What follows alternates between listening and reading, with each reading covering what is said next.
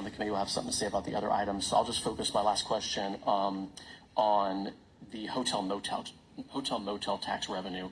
The reason why I introduced this resolution is that when we began to hear from constituents about families and particularly children living in extended stay hotels that were considered, not homeless by sort of our HUD standards, but homeless by McKinney-Vento, school standards, it became clear that that was sort of a gap in how our homelessness and housing programs were operating.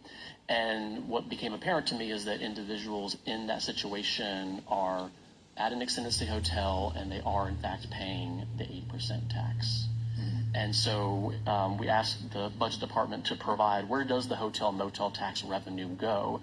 And in the agenda item, it spells it out here. So just as for 2023, an example, we received $5.2 million in hotel motel tax.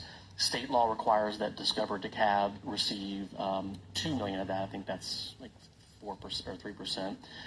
The unincorporated fund received $1,033,000.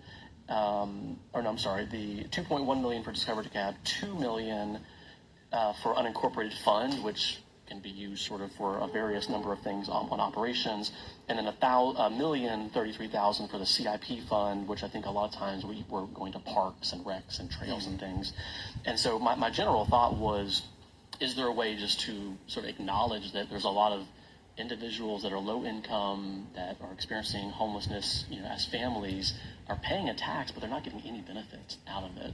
And, if you do the 1% calculation, it's $650,000 on average a year that would be able to be used for, in the vein of an affordable housing trust fund or funding line item.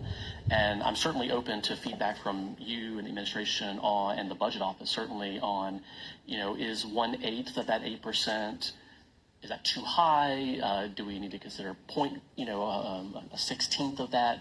But the general idea is that we are collecting a tax from individuals who are the quintessential working poor, working homeless, and I'm not seeing any direct line in how they're actually benefiting from our programs that we fund through that tax. And so any thoughts or ideas on how we might work with the administration on aligning this resolution with what you were outlining in your goals?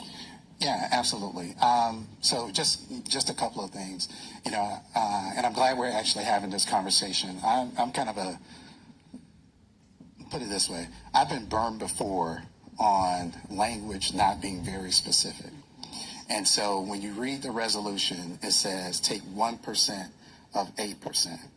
I can tell you that if you're trying to take 1/8%, 1/8 of that amount, which is 12.5%, there's going to be some activists out there saying, well, no, you were only supposed to take 1%, and you're taking 12.5%.